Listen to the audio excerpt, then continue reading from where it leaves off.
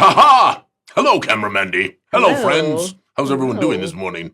As far as I can tell, everyone's saying Goo Morning and having a happy Saturday. Marvelous. And then there's something here that I didn't see before.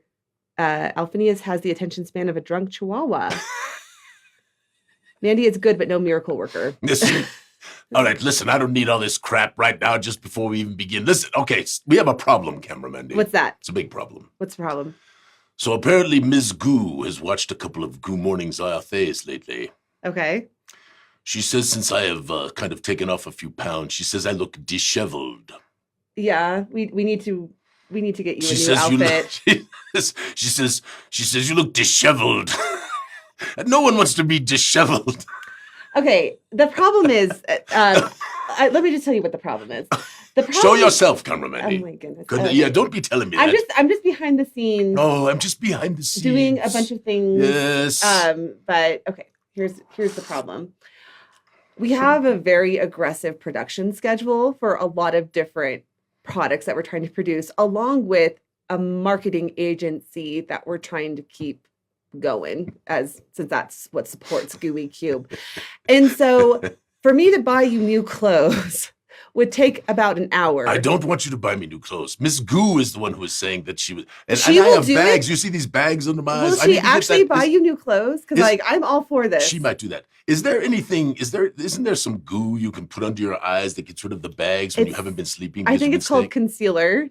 But No, there's some kind of a goo. There's Prilosec. No, that's we can something hire else. Allie to come in before the show every morning and apply your makeup No, isn't there? No way. I'm not doing makeup. for the Goodness. star of the show. Miss Goo says, honey, Mhm. I love you, but you look a little disheveled on Good Morning Saturday. True story. Now listen, how many of you all out there have been called disheveled in your life? You've been called disheveled? By you. Well, that's true, but Let's just be real here. And let us all just admit that during the pandemic, oh yeah, we all looked a little disheveled. I mean, we were at home all the time. Didn't I wear my pajamas one time and my hair was sticking up? I think you remember are that. still actively wear your pajamas. I am not wearing the pajamas, Camera Mandy. I am wearing the pants. Yes, you're. Anyway. The famed pants. Yes, that's what I'm doing. Hello, my friends. It is great to be here with you. I apologize for this little bit of a preamble about my dishevelment. Is dishevelment a word? I don't even know. Anyway, it is great to have you all here joining us. We're going to have a wonderful stream today. We're going to talk a lot about Gyzaengaxx. We have lots of news to share. I think I shared a little bit last week as well about, first and foremost, that Ed Greenwood has agreed to work with Luke and me and all the rest of us, all of our community, on the environs. So I actually received some stuff that he sent just last night, and it was wonderful. And so this is going to help a lot because our little crew and our community, it's not enough to get the real breadth of the environs together. And so I'm going to be working with him along with Luke, and that's going to be a wonderful help for making our deadline. Which is I cannot believe that we're going to have I know, isn't that something? Ed Greenwood's name on our stuff. Like, it's still pretty crazy. Well, me. the Canada trip was so marvelous, and we showed all the pictures, and it was so wonderful to be there with him. And we went out to dinner, 4 different times. We just spent a lot of time together. It was marvelous to hear the tales of all that has. Oh, by the way, I do have the attention span of a squirrel. I agree with that. How's the audio? How is the audio, drunk my chihuahua. friend? How is the audio? I mean, the audio is, I'm sure. I want to know what everybody in the chat says. I'm telling you that it is probably the best the audio has sounded in over a year. So tell us, chat. Is the Corey audio- says good audio. Oh. I figured some stuff out this morning. Like, when I have 10 minutes to really apply myself to something, You are a master.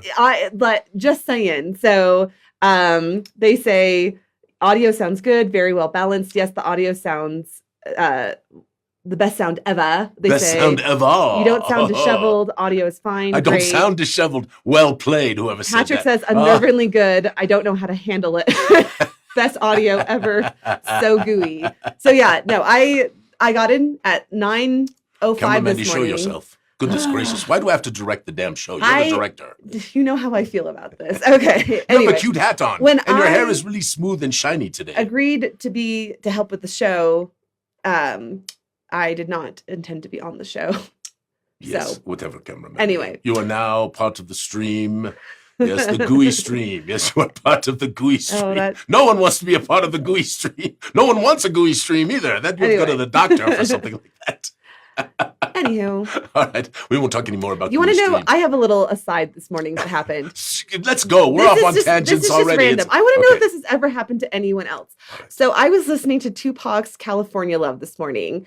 And, he says something about like, welcome to the wild, wild west. And then I thought. Wild, wild west. Yes. And then I was like, I thought that was a Guns N' Roses thing. Anyway, keep going.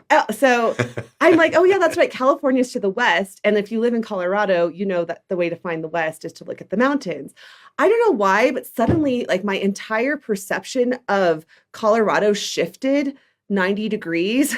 Like my directional awareness is just so off, even though I have driven to California, I've driven to New Mexico, I've driven to Wyoming, and I've driven to Indianapolis. But somehow my like directional awareness was just off. And then I just had this moment of just like, oh, California is past the mountains over there. And I want to know if that ever happens to anyone else, where you just don't focus in on something or don't spend any time thinking about it. And then you have like a sudden moment of like realization, like, oh, that was wrong. What I've been thinking all along. Anyway. Well, it feels like Denver should be to the north. That's what I'm saying. And it actually is to the north, which means that the mountains to the west, to our west, right, take out and go to California. But it is remember, it's, as you get used to things and then you change, things like that. There is a thing about brand. I'm sure it's happened to people. It's happened to me. Yeah, well, like what Patrick says is epiphanies are fun. And that's exactly right. That's exactly what that was. It was an epiphany. Anyway, all this to say, though, I thought about this in the larger context of D&D and when you're actually like adventuring out. And if you think about it, how difficult it would be to actually follow any kind of map without a compass. Oh, yes. So, absolutely. But I want to know how many people actually have a compass in their adventurer's kit. Oh, goodness, my tummy just rumbled. That was a deep rumble. I heard it. Oh, my God. It was on the audio, cameraman. Everyone heard my tummy rumble. Oh, it's okay. Good, disheveled and rumbling tummy. This is not good. So we have had in our games the assumption that compass exists, and the assumption that sextants and other tools of and they're always carrying them. Yes. I have in the past. That's just how good the audio is. That's right. Everybody heard the rumble? Yes. Oh my God. Cameraman, change the audio quickly. Back to the old way. What if I pass gas one of these days? Somebody in the chat called you Kimbo. Yes. Who's RJ5683? I'm curious. Don't know. Anyway, here's another question though. Has there ever been a really fun puzzle? Like this would be a blast for me. Is like a fun puzzle where like if you had like a real life compass and like you had to find your way through a map. I don't know how it would all work, but then like you could potentially get lost in your game and have like consequences from that. Yeah, no, I was about to say that. So I have had my players get lost. So because they had a problem or they mislaid their map or they mislaid their things. And I think probably many other game masters have done the same, because I do think it brings a whole nother level, right, to the thing when you're just sort of wandering about. And typically what I've done is because if you're especially in your locations where you can't see the stars, you can't see the sky, or it's not night, right? And you're in a forest or something like that, you can get turned around very easily. And so a lot of times I'll have the players roll a 12-sided dice. And depending on what they roll is the actual direction in which they go. And then I kind of map that on my map, so I kind of know where they're going. That would be actually a really fun. Now, I wouldn't want to get lost all the time. I think that'd be really frustrating if you're like on a mission and you're constantly getting lost. But like for a one-time map, I think like doing some kind of puzzle with like a compass would be like a blast. Totally fun. So do you see this down? Where is this down here in the corner? Right over here. What are you looking at? You see Harry's? I can't quite reach it. Right there. The dice? Yeah, no, right there. The mini. I'm pointing right at it. Oh. Which one are you pointing at? The Oculix. Yeah. Marvelous. I agree. Yes. 100%. Okay. I have some good announcements this week. All right, let's do some announcements. So I apologize for all the rambling this morning. Yeah, but the we're just in a mood. The whole dishevelment thing just threw me for a loop, Kimberly. You know, you're walking out and Miss Goo gives you a little kiss on the cheek and she says, "Have a good stream, honey. By the way, you look a little disheveled in the streams." I mean, that's bothersome. I think your self-esteem is high enough that you can handle a little. All right, keep going. Announcements. Let's go. Okay. I got a aside from Hentaya. By the way, the Wild Wild West is the escape club, not GNR's Guns N' Roses. I love her eyes and her wild, wild hair. So, yes, very good. Thank you. I love it when Hentaya is a really good person for all this knowledgeable stuff. Got a lot of interesting trivia. No, it's true. It's true. Okay. Ghost Stone. I'm going to talk about the Ghost Stone. I believe it has been updated on the website. Yes. I think it is officially uploaded. I actually did a proofread of it.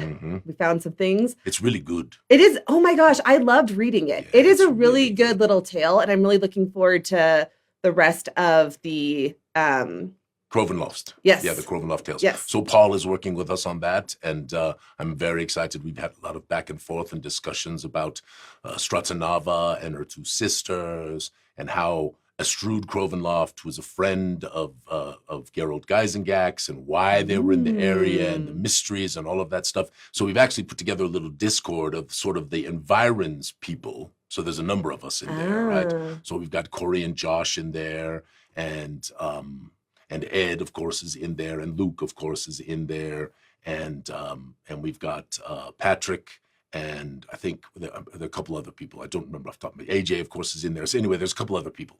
Anyway, so we've got this little group because we're all now starting to create lore. And so you got to manage that so it doesn't get out of control. Anyway, I apologize. Keep going. You keep going with your comment. No, I'm excited. The Ghost Stone. Lawrence posted the secret leak. It won't be so secret next week, but we are making the Ghost Stone available as a free digital download for anyone. Even if you didn't do the Gyzaengaxx campaign, Yes. you can download the Ghost Stone for free. It is going to eventually be part of a larger 4-part campaign, but it's the first part. It is really quite good. There's great maps in there, great handouts, great monsters. Everybody loves Stitchy. Yeah, no, for reals. It is really good. So as a little holiday gift, we're putting it up for free. If you have not already downloaded it, just go follow the link that Lawrence posted there and take a look. It's really well put together. It's a really good story. It's fun. It's lots of fun. And of course, and Lawrence says the PDFs are bookmarked. Oh yeah, everything now. This is our thing. Our thing is to get the whole bookmark PDFs, the whole right, and we got to reignite the wiki somehow. We got to figure out how to do this. I know it's just a horrible pain, but this morning, literally, Kevin wrote to me about Zyathé. Yes, yeah, I know. I found it.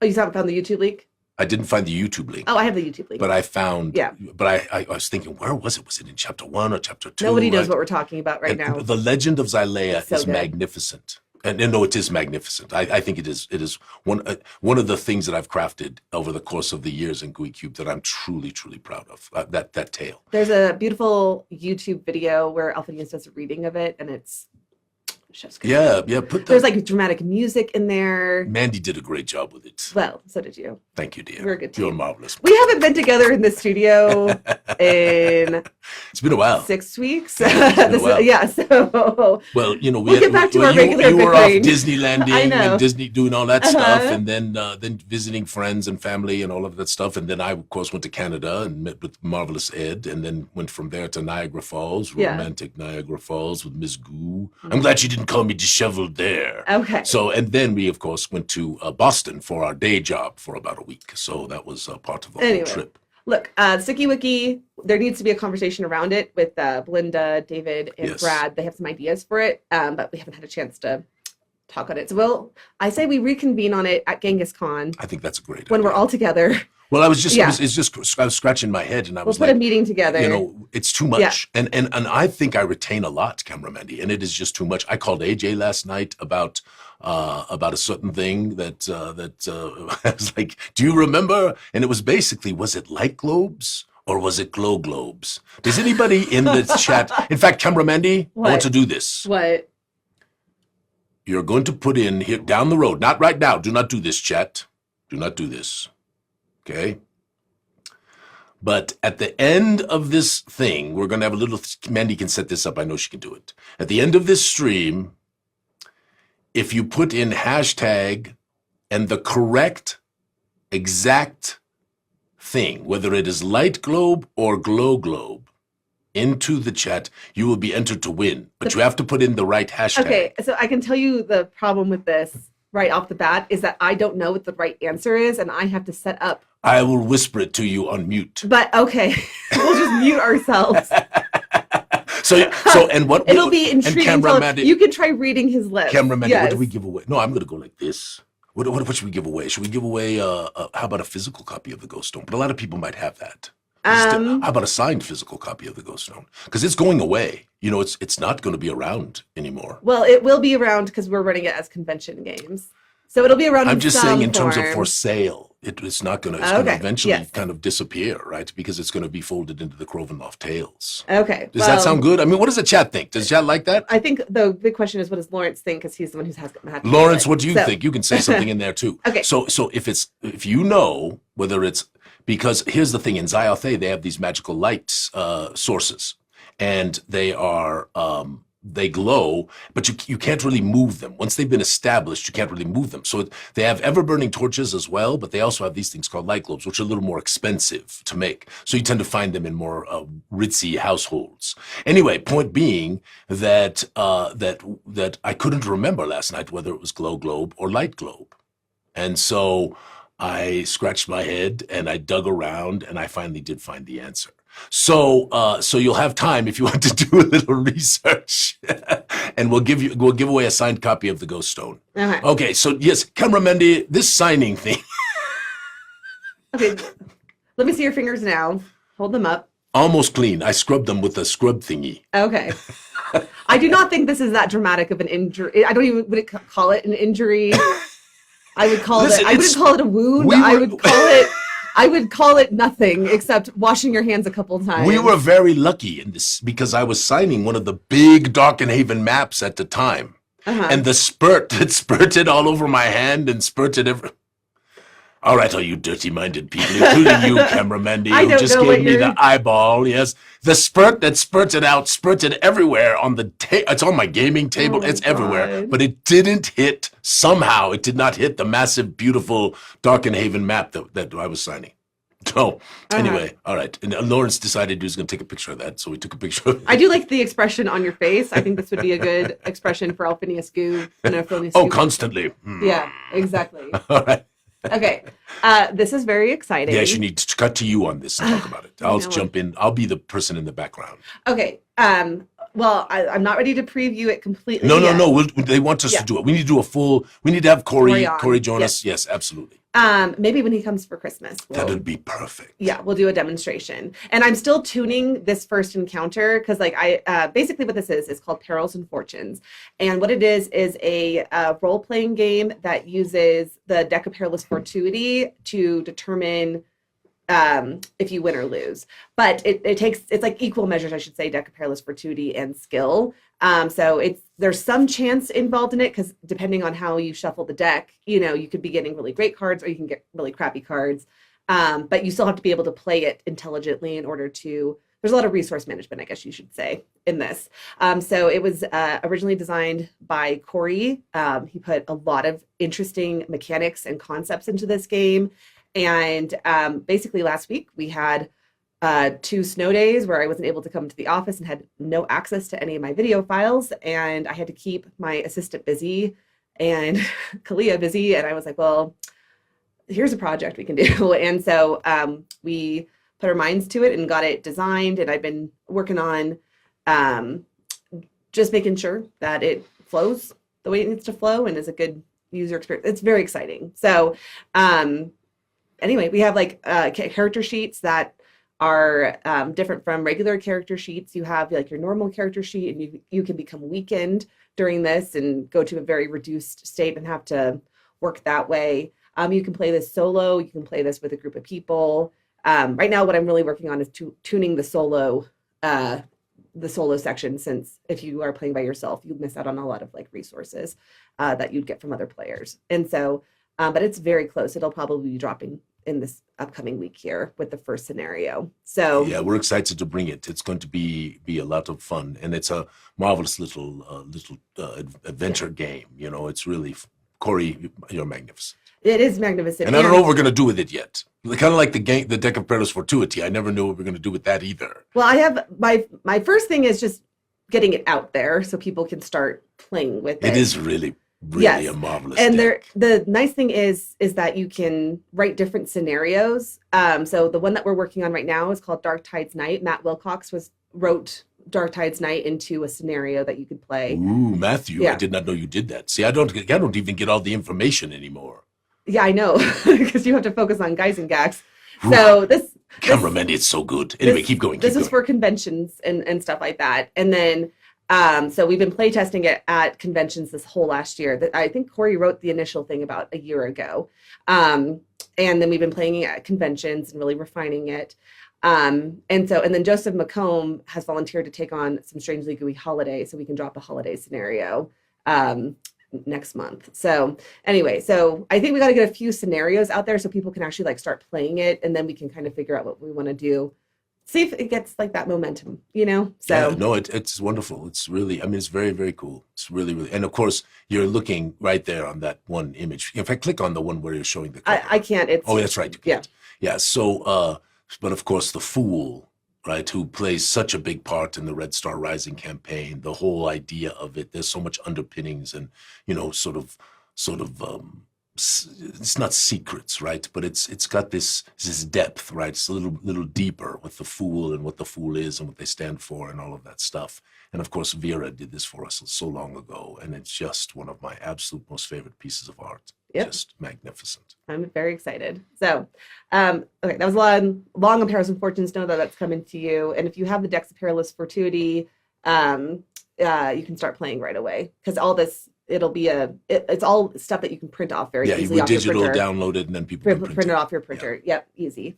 So, but I do have a mind to maybe, but our printer is currently backed up, but like, I mean, the instruction manual is beautiful. We have these great textures and stuff like that. The stuff that we drop is not going to be as elaborate as the stuff that we would print. Yeah. So there is a mind to maybe print a starter pack that we could do that. Yeah, for I don't know how much, A but modest amount of money. yes. So, okay. Genghis Yes.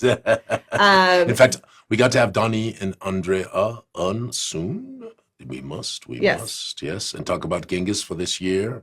And of course, I just confirmed with Jeff Richard. You saw that. So Jeff is also going to be on the Gooey Dungeon Game Show. Of course, Luke and Stefan are going to be on the Gooey Dungeon Game Show. Maybe Stefan will actually be on, like we can actually explain him the rules. Because last time we got off the show, he goes, I still have no idea what he's played twice now. Three times. Three It was times. twice. You're right, because he was sick that one year. Yes. Yeah. So anyway, yeah, it's going to be awesome. Yeah, we're excited, and tons of Gooey people are coming. I'm getting all kinds of messages from people about how many folks are going to come. I know. I need to get like a head count so that way we can kind of start planning. Yes, So, and we are doing the party for the Gooey people at Andrew's house again on Yep. Wednesday night. So that's very exciting. And Andrew, you are marvelous for doing this. And of course, Cameraman, we need to make sure we spend a lot of money on good food and good libations. So let's make sure. well, I will spend a moderate amount of money because we are not yet we're not profitable It's yet. okay. It's all right. So we will be buying, there's a pizza place that we get pizza from that's Yes. right next to Andy's house that is delicious. It was great pizza. Yeah. I mean, I told Andy, I said, goodness gracious, if this place was down here in Colorado Springs, I would go to it consistently because was it's great. great pizza. Okay. Pamela got new shoes for Dulciana, and they are really good looking, like Fabulous. fun shoes. I love the stitching on it. Just, they got character. So I have to ask a question here. And Pam, if you're in the chat, I want to ask this question. If you're not, we can ask it later. But does someone actually fully handcraft these things, or do they take an existing sort of boot and then add things to it? It looks like it's fully handcrafted to me. And I just don't know. But man, are they wonderful. And of course, now that I'm thinking about dishevelment and, costumery and all of that stuff, we're going to have to do something about my boots because When I walk around with those things, I get blisters. Well, if you go to this post, she posted the link to the booth. Oh, to the creator, Yeah. how you created, marvelous. And again, this is the wonderful thing I love about the den, because doggone it, here Pam just posts a pair of boots, and all of a sudden your mind starts going to magic items, right? Your mind starts going to, whoa, how come I don't have a pair of boots like that? All of that stuff, right? So it's really, really fun. Okay, this was very cool from Jeremy Smith. This blew my mind. What? Camera Mandy, you are right. Keep going. I just go. Okay, well, this was the first session of Carnival, and Jeremy put together this absolutely stunning display that really brings the character of Carnival to the table. And I believe he said his wife drew Yes, these. his wife did this stuff. And yes. so you have Borag, you have Madame Slavencia, and the stage. And I don't know, just in terms of like setting the scene, I love what they did with like the drapes here. And you can see how happy the players are to be engaging in this. But I just thought this was a beautiful form of immersion for the players. And it warmed my heart that they took our materials and did this. I just thought it was stunning. So we'll be posting this on our social media channels. Yeah, just really, really wonderful. And again, Jen posted a marvelous post in the den talking about immersion and different things, because Jen does wedding planning, right? And so she started talking about scents and all of this kind of stuff, right, which teed off. I mean, and the truth of the matter is, it all does help. I use Philips Hue lights in my game room, as you know, Camera Mandy, and I dim the lights and can change the colors and do all that kind of stuff. And then I use music and sound effects. But I don't do as much of this kind of thing, which is, now I'm suddenly kind of inspired, I'm just like, oh, wow, that's really, really cool, you know? So beautiful. Harry also posted this, which I really liked, which is just a little scene with Alphinius there, and you have the map in the background. And well, this is his first piece of terrain I think he ever created. I think I'm not sure. Harry's in the chat. Let us know. Yeah, I think this is his first. Change up from my usual projects. A staircase to the unknown. I guess you're right. He made the staircase. Yes, he did. That's my goodness, that's amazing, Harry. Yep, and of course Harry did all of the minis for Gyzaengaxx, and many people got the STLs for those, and some of them even got the printed ones, which we've been printing like crazy. Good old Riley, Riley's been printing like crazy, and they look great, Harry. Harry does say I have done a lot of crafted terrain, so it wasn't his first terrain. It wasn't his first rodeo. Oh, I didn't know that. I did not know. I mostly what I see is your minis, Harry. I don't typically see the terrain, so that's wonderful, really wonderful. It looks great. Okay, I'm gonna zip through the rest because man, we are already at 10:30. Well, that is because you're always going off on these tangents. I know. Okay, this whole video, this is from Jen. Have to watch this. Yeah. So basically, what it is a TV embedded in a table, which we've seen before, but what I have not seen before was this beautiful loop of like water and waves like washing up. So underneath the terrain, there's just a beautiful scenescape that plays of like the ocean waves, and I just thought that was well. And you think about it, you can change it to anything, right? You can change it to a field of grass, right? You could change it to a forested area, right? Again, because of the world in which we live now, there's so much drone footage of straight up, right, straight above, right? And so now you're looking down. I mean, it was really wonderful. Really wonderful. And of course, I use all this wonderful dwarven forge, so I don't need this as much, but it was spectacular. Jen says grass and then suddenly lava. That's one way to definitely change it up on your players. This was just a great post from Josh. Josh, fantastic. Yeah, talking about bastions. That's actually the thing I think I've heard the most about from the new DMG is the inclusion of bastions. So, Camera Mandy, if you can find it while you're looking around, you might be able to find it quickly. Strong Arm McGillen's in the Gloomport. If you can find an image of it real quick. Strong Arm McGillen's in the Gloomport was originally probably our first true base of operations, because Dirk Widman, when we were kids, I mean, I'm talking kids now, teenagers, Dirk Widman we ran 3 different game masters. I was one, Greg was one, and Dirk was one. And we had these 3 different games going on. And in one of the games, I had my character, was Mathron McGillen, and Greg had his character, who was named Berg Strongarm. and both of them are in the world of Zyathé. And in any case, they bought this bar called the Baby Coracle, and which was a rundown piece of crap, right? And invested all this money, and all these things happened, and we had problems and issues, right? And basically, Dirk and Greg and I sat down and figured out a bunch of rules and tables for bastions, which I call base of operations.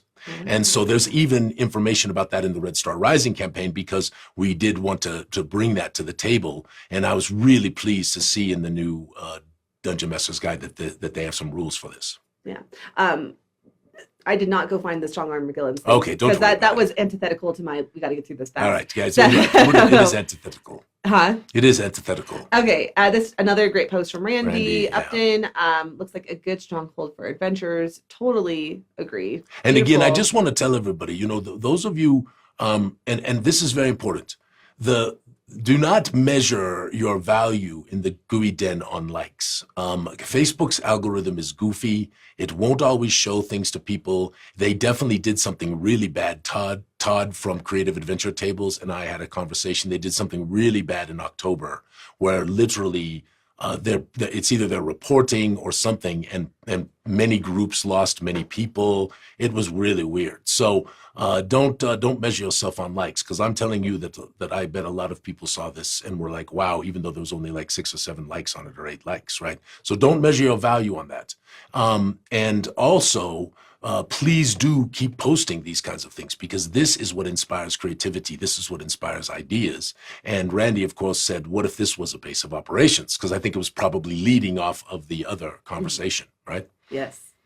All right. I'm just going to run really quickly through here. This was a funny post from Andrew.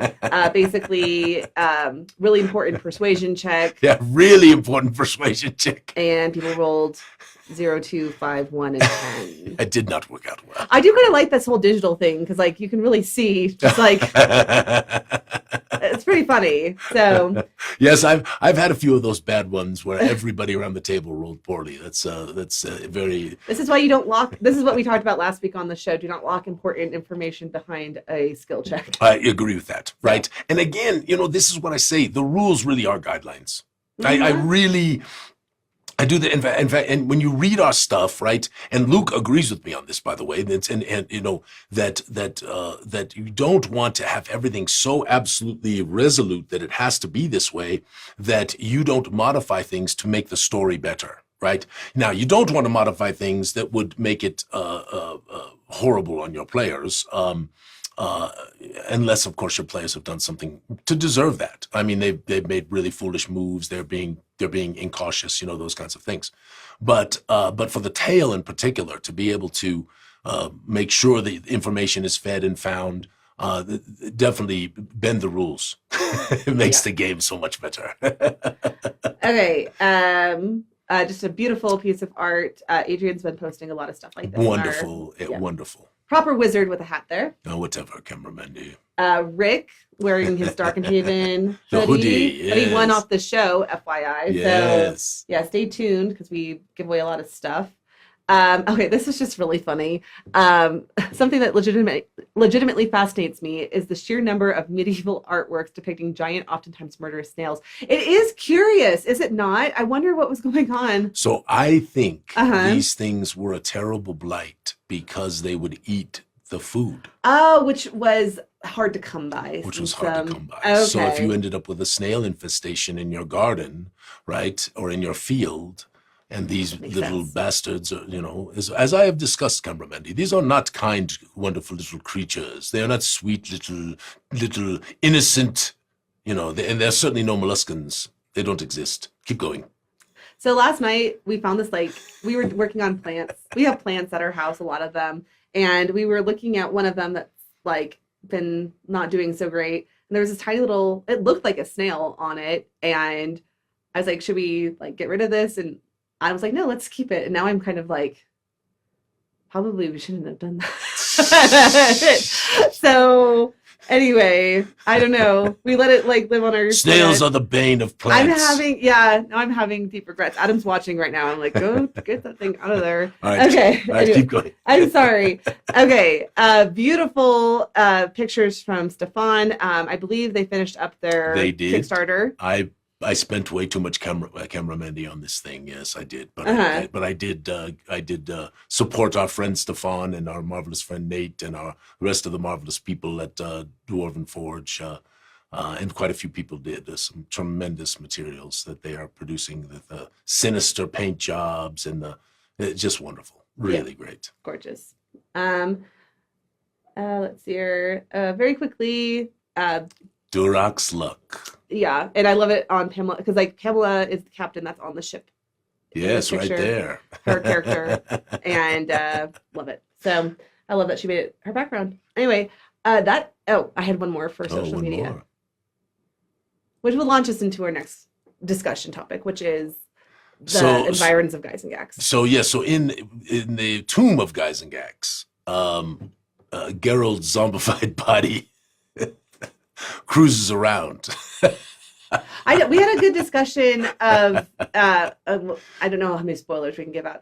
Alphinius, you're very far on the tomb of Gyzaengaxx. I am. So I am right now finishing his personal chambers. I have the dungeon is not huge. I have the basement and the dungeon, and it is finished. I got to preview what he's worked on Monday, and I was like, wow, that's a lot of content, Alphinius. But he swears it's going to be saddle stitch, so it's going to make it. Okay, so it is pretty extraordinary. Like not just the actual tower, but you have to get to the tower through this forested area that has a lot of interesting encounters. Yes, it's called Abalon Hill, cameraman. Yeah, I think I have a picture of it that we can show. Actually, let me go see. Yes, Abalon Hill. Oh, the map. Yes, I hope you have. Let me go run. Anyway, so did you say let me go run to the bathroom? No, I said run to the map. Oh, run to the map. I used the wrong terminology. It's not what I meant.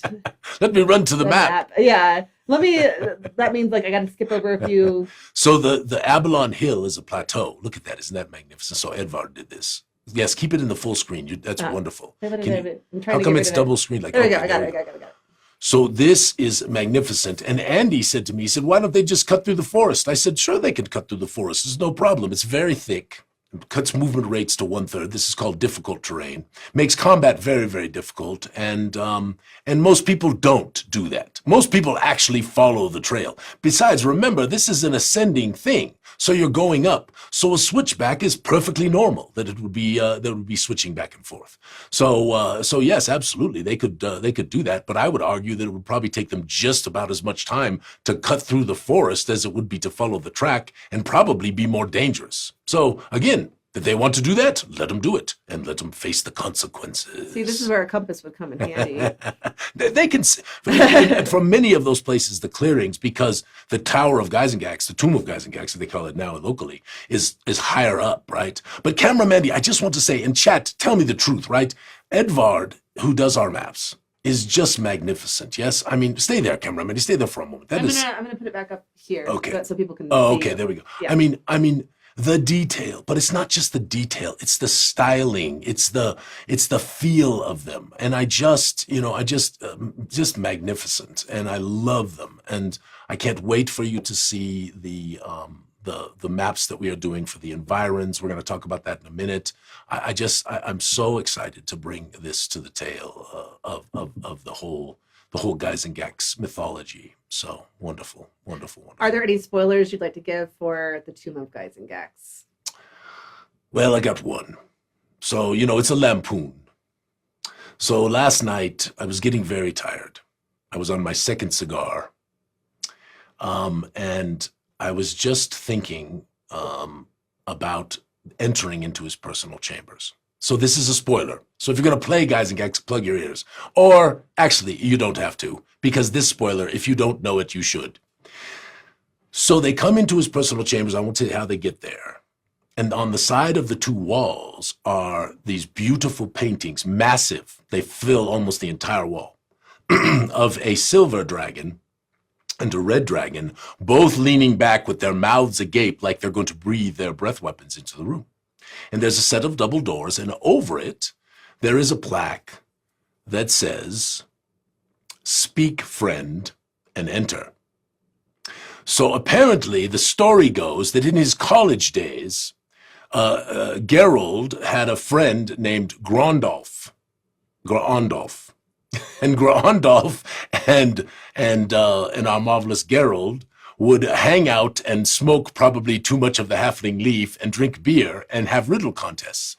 And apparently this riddle stuck with him for some reason. We don't really know why. And this riddle stuck with him, and he decided to use it in his tower. So that is the tale of Speak, Friend, and Enter. Harry and says, what if you don't know the elven word? There's nothing about an elven word. So anyway, that was a little bit of fun we put in there. Of course, there is the tower, which is also the tomb, right? And if you go back, cameraman, to the map real quick, you can see it right there. And Edvard did such a nice job of actually drawing it relatively close to what the image was, and it's up on this rise. It's just, oh, goodness gracious, there are caves. I mean, there's so much more you could even do with it. As a game master that you could do with that map. I mean, there's so much more, which of course we want to give people those options. So anyway, Kishore did this one for us. I think it is spectacular. I love the look of it. Anyway, keep going, cameraman. Okay, well, let's transition over we're going to do Gyzaengaxx. Yeah.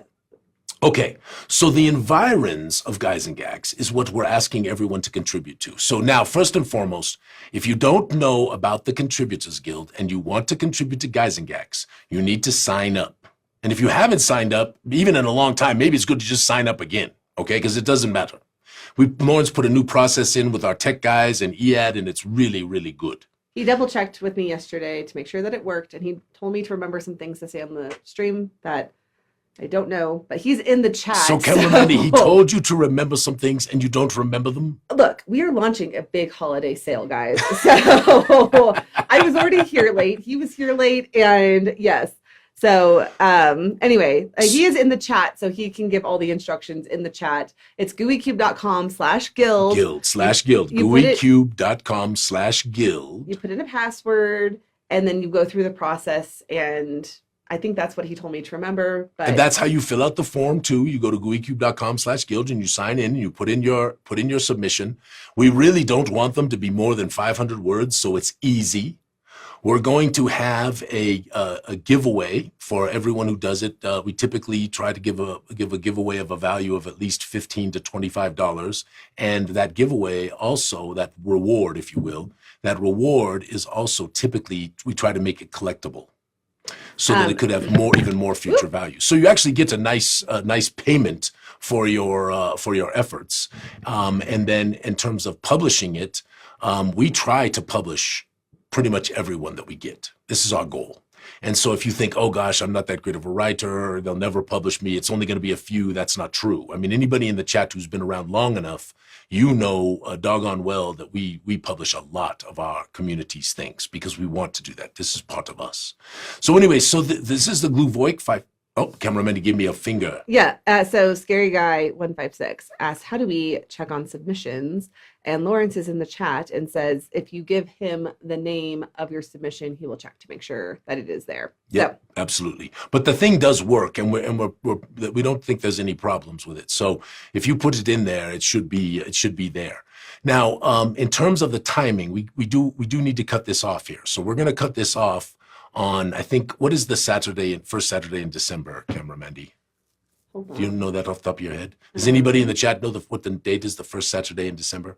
The 7th. The 7th. So on the 7th at midnight, we will shut off contributions. So that's all the time you have to get in your submissions. And we already have some 50, 60, 70, something like that. Kishore's watching our movie right now. Oh, and hi, he just liked it on Facebook. Hi, Kishore. Yeah, we love your art, Kishore. Thank you.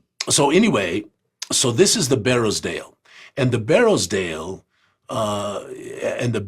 excuse me, that's not fair. This is the Barrows. The entire area, all the way to the base of the Mithril Mountains, is called the Barrows. Once you get to the Mithril Mountains, then it becomes the Mithril Mountains, right? But in there is a number of little areas. One of them called Barrowsdale, which is where Ethel is found and where the tomb of Gyzaengaxx is found. And then moving to the north, you have the foothills. And they're called the Barrows not because there are a bunch of people buried there. They're called the Barrows because the hills look like barrows. All right. And so that's why that is. And then there's Mythendale, which is a high valley in the Mithril Mountains. And Mythendale is where a bunch of Faerie live. So I want you to see this because I was excited to show you this. Go back to the first one, Camera Mandy. So if you go back to one more back. So if you look right there, that is our cutout of our area maps. Okay, so this shows the region, if you will, that the tomb of Gyzaengaxx takes place in. Okay, so go to the next one. Okay. So if you look at the barrows on the left, this is now that map zoomed in on. Now, why are the trees huge? Because this is just for our reference to keep in mind what is kind of going on. So this has gone to Ed. I'm putting it up. So anyway, this has Summersvale, which was a typo. I forgot I did that. Summersvale's down on the right-hand side. That's Barrowsdale right above Ethel. So I did fix that, Camera Mandy. But so this is the map we will begin filling out that Edvard will then illustrate, and it will be filled out with a lot of your things. Now, some of your things we won't put on the map, and this is very important to why. The reason why we don't is because of this philosophy that I have, that it is cool to place things after the player characters find them, not before. And that way you ensure that they encounter them rather than hoping and then having them never encounter them. And you can do random rolls to see which ones show up. You can just decide on your own those things that are there. But that is a far better way in our minds to run an adventure. But this is just the beginning. This is how the maps begin. So this has the Barrows Road, which goes all the way through, which goes to the pass, right? Mithring Pass, which goes through Mythendale. And there you can see Abalon Hill and Gyzaengaxx. And then up at the top, you can see Blund, and they can see this little thing called the Temple, which we'll talk about at another time. So anyway, so that's that how. was kind of an evil laugh. I love it. Camera Mandy, I can't even tell you. Oh, Well, I've talked about it here before. Okay. The Temple of Existential Evil is, that part two okay. of Gyzaengaxx. So we can't wait to do that. And of course, in Mythendale, on the other side of the Mithring Pass, we're probably going to have a little keep that we're pretty excited about, and some weird caves, and there might be some giants. I mean, there's just a lot of things that Luke and I have really had fun, really a lot of fun talking about. So hopefully people keep supporting Gyzaengaxx, and we can keep doing this stuff we're doing. What's wrong? Oh, nothing. I was supposed to show this. Oh yeah, show the map. Okay. Yeah, the form. I don't know why the Twitch thing is below that. That's weird, but it's got little I don't know. deets I going have on. no idea why that is. Just So anyway, that. you see this. You put in your name, right, and then you have I don't know why they have so many damn examples down there. What do you mean? They have all those buttons underneath, all the ones that are underneath it, right? All these? Oh, so this is so if you write a setting, you put it in the setting. If you write, and then you can put your associated NPCs in here. It's to help the writers be able to sort through all the information. So they're not buttons; they're just like they just take you to the section. But you can see, like, for instance, associated NPCs is not necessary. It's locality description and the setting. So it really guides you in terms of making it easy for you to do a submission. This is really good, Lawrence. And then it's fantastic. The team did a great job. And then you have your intellectual property agreement, which gives us the right to publish it. And you sign that in your email and your shipping address, so that way we can send you your reward. Yep. And all of you still waiting on your monsters. Oh, look at this. What's that? Oh, and they have like links here. That's what I was saying, Camera Mandy, is the cool little buttons. You know, I don't always listen to 100% of the things that you're saying because I'm trying to do stuff behind the scenes or reading comments. Oh. But yeah, so these you are don't cool listen little to me, buttons. Camera Mandy. No, I said 100% of the things. Sorry, now we're back to bickering. That's what people love. This is really, I love this. So that way, what a great way to lay this out. This is much better than what we had before. Absolutely, much more helpful to people to be able to make submissions. Yeah. Because we are committed to this for the long haul for Gooey Cube. Yeah. We want to be a community-driven organization. We want to be a community-focused organization. And frankly, we love our community. I can't wait for Genghis Khan. I got a lot of hugs to give, Camera Mandy. Aww. Well, I do, you know. I mean, these are our friends, right? This is magnificent. All right. So, you like the Wolverine. Yes. I pulled a few things to show from Gyzaengaxx. So is this from Tomb or is this from Environs? This is from the Tomb. Okay. So this is like one of the things they'd encounter when they're going up. It's a new monster, and some people gave some wonderful different ideas on names for them. And I'm looking at them and a couple of others that we have here and trying to decide which one I want to actually use. So I'm messing around with that a little bit. Uh-huh. And then... But they're kind of like apes and they're kind of like wolves, right? These are not werewolves. A lot of people looked at them and go, they're werewolves. No, they are not. They climb trees. Yes. Very nice. The Audrey O2. Yes, the Audrey O2. Yes. So this is a monster they might encounter in Gyzaengaxx's abode. The Audrey O2. Okay, yes. Don't have a clue why the rat named it that, but it did. Maybe it had a love named Audrey. Maybe it had a rat friend. You don't know. You never know. Does the rat have a name? The rat is called the rat. Okay, fair enough. I love the rat, by the way. So this is just one of the many Easter eggs, right? And notice there's an egg around the collar too. So this is one of the many Easter eggs of Gyzaengaxx, which I love. So when Luke and his family when Luke was young and his family and they were all growing up, they had a bull mastiff named Bowser. Well, Bowser is the beloved hound of Gerald Gyzaengaxx, who was also killed. And of course, most people know that Gerald is not living anymore. And faithful to the end, the hound did not pass on either and remains in the tomb of Gyzaengaxx. Shut up. So you get to meet Stop Bowser. it. Yeah, it's good. It's wonderful. It's wonderful. And we cry on the stream. Yeah, no, it's great. It's really, really nice. And of course, Bowser's long gone, and it was very meaningful to Luke and to have Bowser be a part of this. All right, last couple of things that I just pulled. This is like tomb. Yeah, so this is all in the tomb of Gyzaengaxx. So there are, as some of you know, there were these little creatures that Luke drew when he was a kid, and he called them the fauns. Okay, Faunz, right? And the fauns are now constructs, so to speak, but they're very special. And Gerald had them. They were basically his servants and did work for him in his tower. So anyway, you'll get to know them. And I don't know which other one you grabbed here, cameraman. Yeah, I thought you did. So there are also some fauns who have been corrupted, adjusted, changed, and they are not quite the same that they used to be. And so you get to meet them as well in the tomb.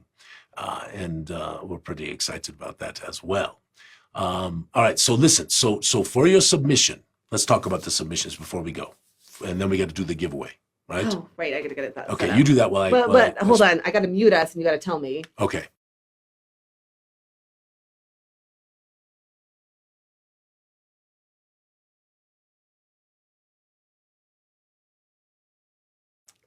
Okay, I have the answer. She has the answer. Okay. Yes. AJ didn't even know. I was so happy about that because I was like freaking out. Well, and when Kevin sends me this thing and he says, how do I know more about Zyathé, right? And I'm like, my God, where is that?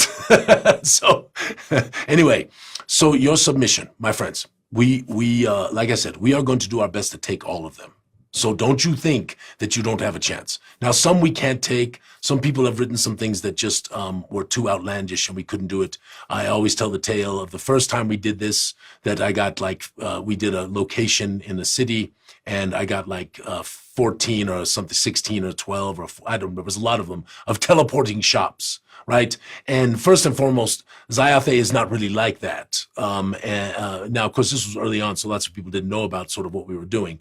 But what I'm hoping to do is to have more unique and interesting things. But I want you to understand this, that an interesting thing doesn't have to be something that is just super fantastical. In fact, the world of Zyathé is relatively lower magic than a lot of other worlds, although many people have told me it's not, because it does have this dichotomous circumstance. But it's not like you go into a village and everything's... It's not open, guys. And also, oh yeah, don't put it in yet. Well, okay, it is open, but I did it a little bit differently. Okay, I will just say it, and everyone's going to know what the answer is already. I can already tell you that right now. What do you mean everyone's going to know what the answer? Light globe or glow globe? Yeah, you're not looking at the chat, but Anyway, all that to say, I put Light Globe as number 1 and Glow Globe as number 2. So you either have to put a number 1 or a number 2 in the chat because I thought that people might not spell it correctly. And I wanted to avoid that. Hashtag number 1 or hashtag number 2. Put that in there. Okay, that's how you...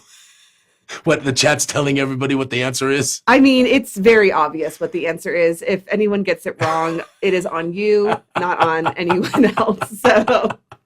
Light Globe. Yes, it's Light Globe. Okay, now you all know. So choose one. Wait, you just throw it out Well, there. you told me everybody else put it in the damn chat. Why can't I be part of the spoiling group? Okay, yeah, I know you love to do that. Okay. So anyway, so when you're doing your contribution, please follow the methodology. Please try to keep it under 500 words. First of all, we have to fit all this stuff in there. But secondly, we don't want this to be a big bunch of work on you. And frankly, it doesn't typically need more than that. All this is a little location somewhere in the environs, right? Somewhere in that area that the players could encounter based on the game master's desires, right? It could be a ruin. It could be a strange spring. It could be an odd, broken down statue that's out in the woods and there's no why is it there, right? It could be a dead tree. In fact, Ed wrote one that has got a wonderful little bit of lore that I looked at and I went, well, that's very cool, right? Right, 1 more minute to enter in hashtag one more minute, or hashtag 2. Hashtag 1 or hashtag 2. Don't put in 2 and go hashtag 1. And you'll win a signed copy of the Ghost Stone. So that makes it worthwhile. So even somebody who got one gets the collectible one, right? So that makes it work. All right. So just ponder as you've gone through your times and the game mastery that you've done. This has wonderful geographical features. The Barrows are sort of windswept hills with small scrubby trees here and there. Right? As you move to more further up or more further to the east in the foothills, you get a little bit of some woodsy areas and things like that, which are shown on what camera. So Paul Hossletter said, I hope I win so I can get a second signed copy of the Ghost Stone. Well, think about it. This might be marketable in the future, right? So you can Paul won. I just drew Paul Hossletter. No way. Yeah. He put that in the chat, and then literally about a second later, I drew the winner. Draw a second winner. Oh, okay. Purdy nerdy _ W or RWV.